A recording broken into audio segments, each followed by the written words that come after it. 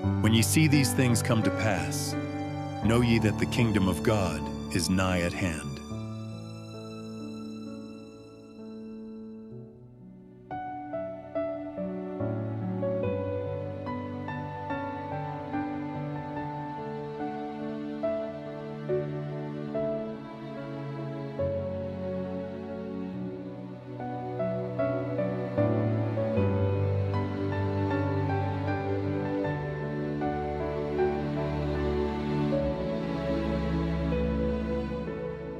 Chapter 2. Signs of Christ's soon return. Crime, famines, pestilence. Satan is working in the atmosphere. He is poisoning the atmosphere. And here we are dependent upon God for our lives, our present and eternal lives. And being in the position that we are, we need to be wide awake, wholly devoted, wholly converted, wholly consecrated to God. But we seem to sit as though we were paralyzed. God of heaven, wake us up. God has not restrained the powers of darkness from carrying forward their deadly work of vitiating the air, one of the sources of life and nutrition, with a deadly miasma. Not only is vegetable life affected, but man suffers from pestilence. These things are the result of drops from the vials of God's wrath being sprinkled on the earth, and are but faint representations of what will be in the near future. Famines will increase. Pestilences will sweep away thousands.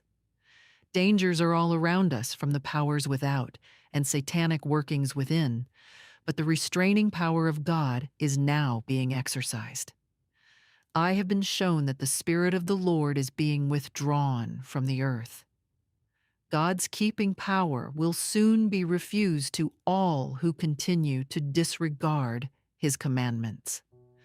The reports of fraudulent transactions, murders, and crimes of every kind are coming to us daily. Iniquity is becoming so common a thing that it no longer shocks the senses as it once did. God's purpose in calamities. What mean the awful calamities by sea? Vessels hurled into eternity without a moment's warning. What mean the accidents by land? Fire consuming the riches that men have hoarded, much of which has been accumulated by oppression of the poor. The Lord will not interfere to protect the property of those who transgress His law, break His covenant, and trample upon His Sabbath, accepting in its place a spurious rest day. The plagues of God are already falling upon the earth, sweeping away the most costly structures, as if by a breath of fire from heaven. Will not these judgments bring professing Christians to their senses? God permits them to come that the world may take heed, that sinners may be afraid and tremble before Him. God has a purpose in permitting these calamities to occur. They are one of His means of calling men and women to their senses. By unusual workings through nature, God will express to doubting human agencies that which He clearly reveals in His Word. How frequently we hear of earthquakes and tornadoes, of destruction by fire and flood, with great loss of life and property.